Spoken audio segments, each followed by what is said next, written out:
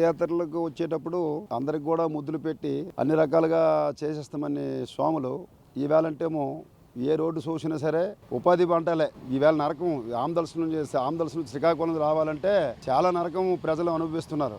అది ఏమైనా బాగుందా? ఈవేళ ఇచ్చిన మాట నిలబెట్టుకోకుండా అనేక ఇండివిజువల్గా ఎన్నో సొంత నిర్ణయాలు తీసుకొని ప్రజలకి మోసం చేసి ఈవేళంటేమో ప్రతి ఒక్కటి కూడా మోసమే. ప్రజలు ఈవేళంటేమో వచ్చే ఎలక్షన్లో ఈ పరిస్థితిలో జగన్మోహన్ రెడ్డికి దించడానికి చూస్తున్నారు. మరి చంద్రబాబు నాయుడు గారిని ఈవేళ మరి అధికారంలో రావడానికి ప్రజలు ఎంతో కంకణం కట్టుకొని పనిచేసే పరిస్థితులు ఉన్నాయి. ఎందుకంటే ఈవేళ ప్రజలకి చేసిన పనులు ఎన్నో మోసాలు. ఈవేళంటేమో ప్రతి ఒక్కటి కూడా రేట్లు పెరిగిపోయాయి. అలాంటి పరిస్థితుల్లో మరి ఈవేళ ఎంతో మందికి సంక్షేమ పథకాలంటేమో కొంతమందికి అందుతాయి, కొంతమందికి అందడం లేదు. 3 ఎకరాలు దాటే వ్యక్తుల కంటే ₹1 కూడా ఈవేళంటేమో రాని పరిస్థితులు ఉన్నాయి. ఇంకా అర్హులకు కూడాను చాలా మందికి అందలేదు. అవి ఎందుకు అలాగా చేస్తున్నారో మనకు తెలియదు. కానీ ఎట్టి పరిస్థితుల్లో రానున్న ఎలక్షన్లో జగన్మోహన్ రెడ్డికి ప్రజలు బుద్ధి చెప్తారు.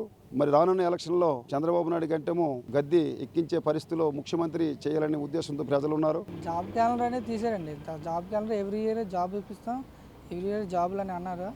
కానీ ఫస్ట్ ఇయర్ తీశారు. మరి 4 ఇయర్స్లో మరి జాబ్ అనే లేదు. లోకల్లో కూడా కంపెనీల్లో 70% జాబ్లు ఇస్తాం ప్రతి కంపెనీలో అన్నారు. లోకల్లో ఇస్తాం అన్నారు. అది కూడా లేదు. కానీ యూత్ మాత్రం బాగా దెబ్బతీసింది.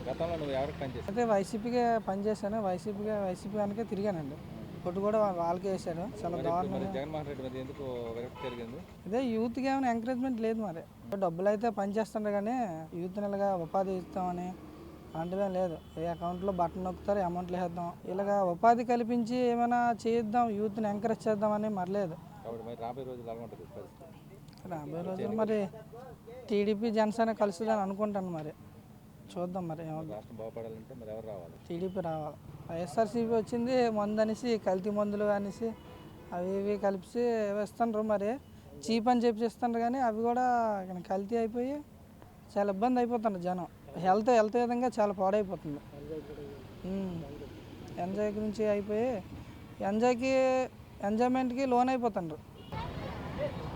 మా రాష్ట్ర కార్మికులు సమ్మెకు దిగడానికి ఒక కారణం ఉంది. రాష్ట్ర కార్మికులు, మున్సిపల్ కార్మికులు, మెయిన్ మున్సిపల్ కార్మికులు ఈ రాష్ట్రాని కోసము అహర్నిశాలు కష్టపడి పనిచేశారు. వాళ్ళకి వేతనాలు లేవు, వాళ్ళ ఉద్యోగంకి తగిన జీతం లేదు, ఏమి చేసినా వాళ్ళకేం లేదు. ఆటో వాళ్ళకి ఇచ్చాడు, నేసుకున్న నేత తాడి చెట్టు ఎక్కి గీసుకున్నోడికి ఇచ్చాడు, నేతోడికి ఇచ్చాడు. మున్సిపల్ కార్మికుడు అంటే పట్టించుకోలేదు. ఈ మున్సిపల్ కార్యక్రమాలు ఏం చేశారండి? మీకు పారిశుద్ధ కార్యక్రమం మీ రోజులందరూ ఈదులు అందరూ శుభ్రం చేయండి. మా తప్ప మాకు ₹1 డబ్బులు లేవు. మాకు అసలు స్కీమే లేదు. మేము గత 2004లో వచ్చిన కరోనా చాలా కష్టపడ్డాము. వెళ్ళి నా బీపీ మీద పంపించారు మూటలు. అలాగే తీసుకుని వెళ్ళి నా భార్య బిడ్డల దగ్గరికి వెళ్ళడానికి లేదు. తోటలో తొంగన్నాను, తోటలో పడుకోను, ఇంటికి వెళ్ళడానికి లేదు. కరోనా నా ఆవిడ నా బిడ్డ ఇంటికి రావద్దనిశారు. ఆ తోటలో పడుకొని ఉన్నాను. ఎవరు రెస్పాన్స్ ఇవ్వలేదు. ఈ ప్రభుత్వము ఏం చేస్తుందో ఏడు చేస్తుందో మాకు తెలీదు. నిజాయితీగా చెప్పాలంటే మున్సిపల్ కార్మికులకి విధానముగా వాళ్ళు చేసే పనికి వేతనము ఇవ్వాలి. తదుపరి మున్సిపల్ కార్మికులకి రెగ్యులర్ చేయాలి. అదే మా బాధ. మీ పిల్లలు ఇంటర్మీడియట్ మరియు ఎంసెట్ చదువుతూ సబ్జెక్ట్స్ లో కన్ఫ్యూజ్ అవుతున్నారా? కాన్ఫిడెన్స్ లెవెల్ తక్కువగా ఉందా? రిపీటెడ్ మిస్టేక్స్ చేస్తున్నారా? అయితే మీకోసమే ఉంది Rise app. 1 lakh question bank, performance analysis, online classes by experts, ఇంకా మరెన్నో ఫీచర్స్ తో మీ ముందుకొచ్చింది Rise the perfect guide. Description లో ఉన్న లింకును ఉపయోగించి సబ్స్క్రైబ్ అవ్వండి. చేస్తావు మా పరిస్థితులు మేము గెలిపించలేదా? జగనన్న మాకు కనిపించలేదా? ఓట్లు వచ్చినప్పుడు మేము అంత బాగా అడిగావు, అక్క చెల్లెళ్ళు అన్నదమ్ములను అడిగావు కదా. మాకు ఈ రోడ్ల మీద రోడ్లు ఎక్కి కూర్చున్నాం. పండగ టైంలో మా పిల్లల పాపలతో ఎలాగున్నామో, కరోనా టైంలో మాకు దాదనే లేరు. రోడ్డు ఎక్కి మేము పళ్ళు చేసాం. మేము శుభ్రం చేస్తే మీరున్నారు కదా, మీరు అలా కూర్చోగలరా? ఎంత కష్టమైనా మేము పనులు చేసాం. మా పిల్లలకి మా భర్తలకి ఇంట్లో ఒగ్గేసి మా ప్రాణాలకి తెగించని పనులు చేసాం. ఒక్కనాడని కనికారం లేదా? దిగి రావట్లేదు ఎవరు, ఒక నాదుడు ఎవడు మాట్లాడట్లేదు. ఒక్కరోజు ఇది ఉండిపోతే మా కోసం ఎంత బాధపడిన వాళ్ళు జనాలు ఉన్నారు. మద్దతు ఎవ్వరు ఇవ్వట్లేదు. అన్ని ధరలు పెరిగిపోయి ఇప్పుడు మనం ఎలా బతకాలి ఏటని వాగ్దానం చెప్పావు కదా, నేను ఎక్కితే నేను పర్మనెంట్లు చేస్తాను, మీ శాలరీ పెంచుదని అన్నారు. మా పిల్లలతో రోడ్డు పాలు అయిపోతున్నాం కానీ ఎవరు దాతలు లేరు. మా పరిస్థితి లేటని ఏమి చెప్తుంటే చెప్పట్లేదు, ఎవరు ఏటి మాట్లాడట్లేదు. మాకు జగన్ పాదయాత్రలో ఏటన్నారండి, పాదయాత్రలో మా పారిశ్రామిక కార్మికులు పెంచుతానన్నారు. పెంచింది లేదు, చేసింది లేదు. ఎందుకంటే రోడ్డు మీద మాకు ఈ పరిస్థితులు మాకు ఎండనగా వానలుగా కష్టపడిన వాళ్ళు పారిశ్రామిక కార్మికులు ఏటీ లేదు. కానీ ఏటి ఒక్క యాతన మాకు పెంచమంటున్నామండి. మేము ఏటి అడగట్లేదు. పెంచితే డ్యూటీలకు వెళ్తాం, పెంచకపోతే ఇలాగే ఉంటుంది పరిస్థితి ఇలాగే ఉంటుందండి.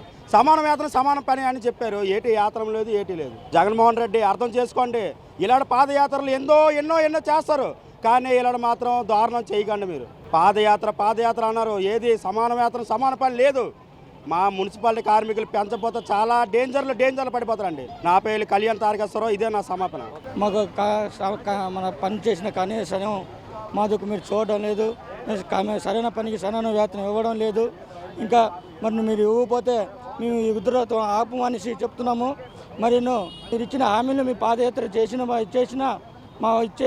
ఇదే మనం చేస్తాం. జీతం సరిపోవడం లేదు. ధరలు ఎక్కువ పెంచుతున్నారు. ధరలు పప్పుల్లో ఉప్పులో ధరలు పెంచుతున్నాం, కానీ మా జీతం పెంచడం లేదు. మా జీతం ఎలాగైతే మేము ఇలా చిన్న పనులు చేసుకుని ఎలా బతకగలం మేము?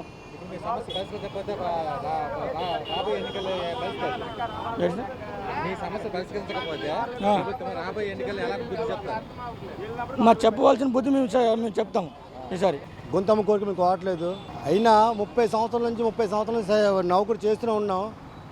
ప్రభుత్వాలు మారుతుండగా మాటిచ్చి మాట తప్పుతుంది చెప్పడానికి అందరికీ తెలిసింది, ప్రపంచం మొత్తం తెలుసు. మన ఏపీ పక్క రాష్ట్రాల్లోకి మన ఒరిస్సాలోని అవుట్ సోర్సింగ్ కాంట్రాక్టు తేడా లేకుండా అందరికీ పర్మనెంట్ చేశారు ముఖ్యమంత్రి గారు. పక్కన కేరళ, అలా చూసుకుని కర్ణాటక, పక్క రాష్ట్రాలకి అంటే రాష్ట్రం న్యాయం జడ్జిమెంట్ ఉంటుందని మేము ఊహించుకుని చెప్పలేదు. సెంట్రల్ గవర్నమెంట్ నుంచి వచ్చిన ఫండ్ అది మీ వరదలు పెట్టుకొని ఏదో మీరు మాకు ఇచ్చి సాయం చేయడానికి మీరు 10 మందిలోని సభాముఖ్యంగా మేము చూసుకుంటాం, మేము ఆదుకుంటాం అని చెప్పిన ప్రభుత్వాలు చాలా చూసాం. అయినా మాకు పర్మనెంట్ చేయమని అని మీరే అన్నారు, పర్మనెంట్ చేస్తున్నారు. కానీ కనీసం ఒక మనిషి బతకాలన్నా, సగటు మనిషి బతకాలన్నా ఎంత రోజుకి వాళ్ళకి రావాల్సిన ఖర్చులు ఎంత ఉంటుందో ప్రభుత్వం తెలుసు. అది మీరు దృష్టిలో పెట్టుకొని ఒక కార్మికుడు రోడ్డు ఎక్కండి. ఈ రోజుకి మీకు తెల్లారి 5:30కి 4 గంటలకు వస్తాం. అందరూ అఫీషియల్గా తిరుగుతుంటే మేము 4 గంటలకు వచ్చి తెల్లారి మా ప్రాణాలు పడగం పెట్టుకొని మా పిల్లలకు పిల్లలకి ఇంటి పెట్టించి వచ్చామంటే కనీసం ప్రభుత్వాలు ఈ రోజు దిగరాకపోతే ఇది ఎంత అన్యాయం అనేది ప్రజలు కూడా చెప్తూనే ఉన్నారు, ప్రజలు చూస్తూనే ఉన్నారు. ఇందుకు సంబంధించిన ప్రజలు పడిన ఆటంకాలు కానీ ప్రభుత్వం గుర్తించాలా?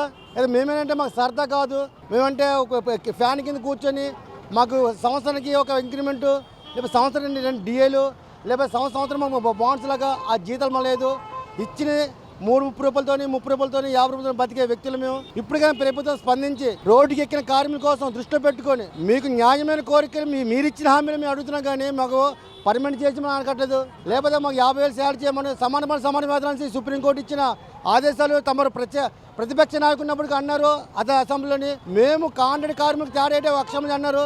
మేము ప్రభుత్వం రాగానే అందరి కలుపు కోసం కావాల్సిన వర్గాలకి మేము పర్మనెంట్ చేస్తామని చెప్పిన ప్రభుత్వాలు ఈ రోజుకి మాత్రం నేనే మాట ఇప్పుడు చిన్న మాట చెప్తున్నాను అండి. ఇప్పుడు ప్రభుత్వానికి అమ్మఒడి నాన్నఒడి అవసరం అండి. ఇది తెల్లాసరికి కడుపుతో కష్టపడిన మనకి గుర్తించమని చెప్తే అడిగేది ప్రభుత్వానికి.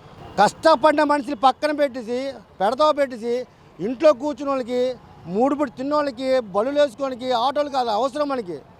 మీరు ప్రభుత్వాన్ని నడిపించినప్పటికీ ఒక్క ఛాన్స్, ఒక్క అవకాశం అన్నారు. అయినా మా బతుకులు తీరుతాయేమో అనుకొని చాలామంది కార్మికులు, మేమే కాదు చాలామంది కార్మికులకు యాక్చువల్ బ్యాక్లీ పోస్ట్ వాళ్ళ నాన్నగారు ఉన్నప్పుడు హయంలోని 2004 నాన్నగారు వైఎస్ రాజశేఖర మాట ఇచ్చారు. నేను ప్రభుత్వం రాగానే బ్యాక్లీ పోస్టులు వస్తే నేను పర్మిట్ చేస్తాను. అతను 5 సంవత్సరాలు అయిపోతే మళ్ళీ గెలిపిస్తే మనం చేస్తున్నారు. మళ్ళీ గెలిపించాం, అతను పక్కదో పెట్టారు. తమరేట అన్నారు, నాన్నగారికి స్వర్గస్థులైనగా మేము వచ్చిన ప్రభుత్వం ఆదుకుంటాం, మా నాన్నగారు చేసిన కోరికలు చేస్తాను అన్నారు. ఇప్పుడు మేము అడిగేది ఏంటంటే మాకు పనికిరాని పనికొచ్చిన విషయం కాదు, మీరిచ్చినది తెలిసిన ప్రజలకి మీరిచ్చిన హామీలు నెరవేర్చండి. బ్యాక్లీ పోస్టు 2,80,000 పోస్టులు ఉన్నాయి. అవి పక్కదో పెట్టి కాంట్రాక్ట్గా అవుట్ సోర్సింగ్ పెట్టుకొని ఇందులో దళారీ పెట్టి నేను వచ్చినప్పుడు ఎవరికి మధ్య దళారీ పెట్టను అన్నారు. ఇంతమంది ప్రభుత్వం దళారీ పెట్టారు.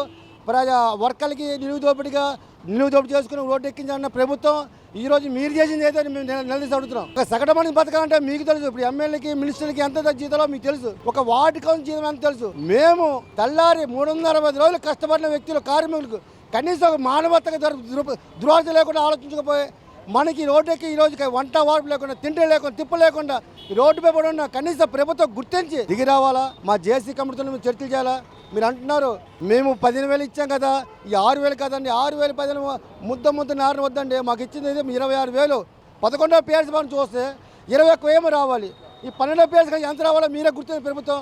దయవుంచి మేము అక్కలు, చెల్లెళ్ళు, అన్నళ్ళు, తమ్ముళ్ళు నేను ఉన్నాను అన్న పెద్ద మనిషి, పెద్దన్నయ్య మన ముఖ్యమంత్రి గారు జగన్ బాబు గారు మీకు మరోసారి 2 చేతులు దండం పెడుతున్నాం. దయవుంచి ఈ యొక్క కార్మికుల బాధలు, వాళ్ళ కడుపు బాధలు మీరు కూడా ఒక సగటు మనిషికి ఉన్న ఎన్ని ఇబ్బందులు మీరు గుర్తించుకుని ఆ దృష్టిలో పెట్టి దిగి ఈరోజు రేపు జేసీ కమిటీతో మీరు ఒక ఉన్నతమైన పరిష్కారం ఇస్తారనేసి మేము కోరుతూ ఉంటాం.